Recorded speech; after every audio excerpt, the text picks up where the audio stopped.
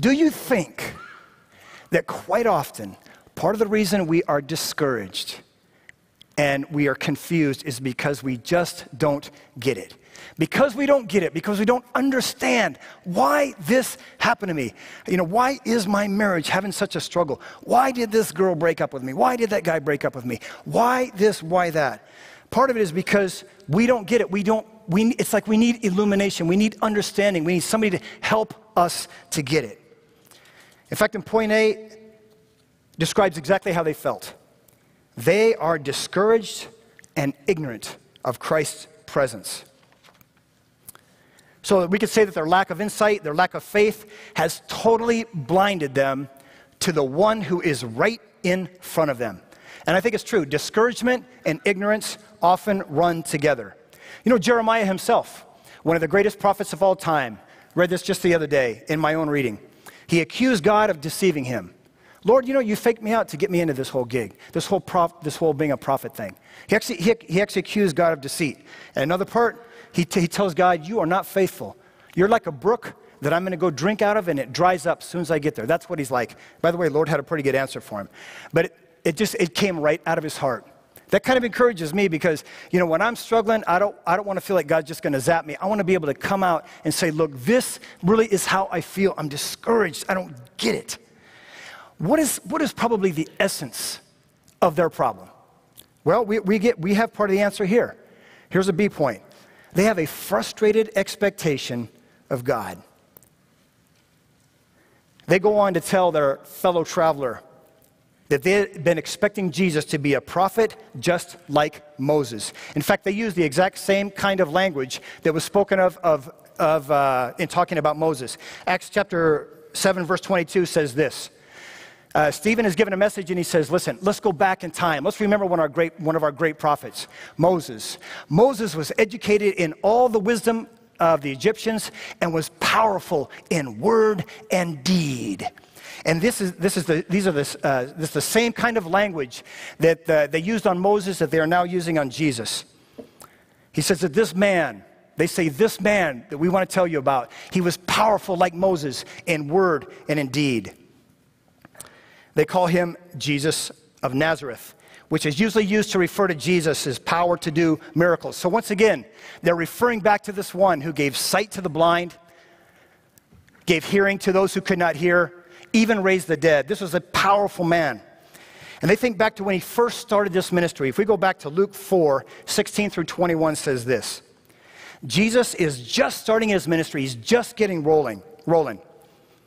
He goes into a synagogue and he gives a sermon, and here's what he does. He went to Nazareth, where he had been brought up. And on the Sabbath day, he went into the synagogue, as was his custom. And he stood up to read. The scroll of the prophet Isaiah was handed to him. Unrolling it, he found the place where it is written, the Spirit of the Lord is on me, because he has anointed me to preach good news to the poor. He has sent me to proclaim freedom for the prisoners and recovery of sight for the blind, to release the oppressed, to proclaim the year of the Lord's favor. Then he rolled up the scroll, gave it back to the attendant, and sat down. The eyes of everyone in the synagogue were fastened on him. And he began by saying to them, today, this scripture is fulfilled in your hearing. So Jesus starts his ministry off, going back to the words of Isaiah. And he says, the one that was promised, who would bring freedom to those who are captives, the one who would reach out his hand to the poor, the one who would help redeem ones who are prisoners. You know what? That's me. And he backed it up. He did it. Like we would say today, he brought it. And the people who started following him began to hope. They started watching him day after day, week after week, month after month, year after year, and their hope just built up. And they're starting to think, you know what? The people that have oppressed us, who are namely the Romans had conquered their land. So everywhere they went, they saw men, foreigners who had conquered their holy territory. And they thought, Jesus, is it possible that he's the one who's going to free us from the Romans? And they let their hopes go up. But it never occurred to them that the very prophets that they were going back to, who prophesied this coming Messiah, it never occurred to them that those very prophets were mistreated, were rejected, they suffered, and a lot of them were killed by their own people. So Jesus is going to help them get it. He is going to come to them. He's going to take them back to the Word. He's going to take them back to these very prophets that they quote all the time. And he's going to show them, you see what happened to the prophets? Do you see what, not only the way they lived, but what they spoke? I'm going to take you right back to them. And I'm going to show you. I'm going to interpret the Scripture correctly for you. And you will see, you will learn something about what the Messiah is really all about. In other words, Jesus is going to build a kingdom, but it is a different kind of kingdom than a political one. What does he want them to do? He has been teaching them all along, and now he zeroes in on it, on this. He says, you know, if I could go directly to it, it's as if he were saying to these men, you want a political kingdom. I get it. You want to be free. You want to be able to go out and create jobs that you like. You don't want to have to maybe fill out all the paperwork that these dreaded Romans have given you. You want to live a life without these oppressors, without these people, these foreigners being in your life. And Jesus says, I get it, but you know what?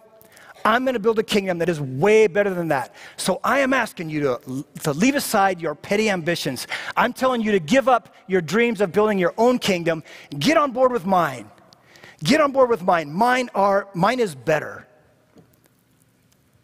If the Messiah, if the promised, the regal prophet, the prophet that is better than Moses, came 2,000 years ago, like them, he suffered, was rejected, died, and then came alive. Here's what he's saying.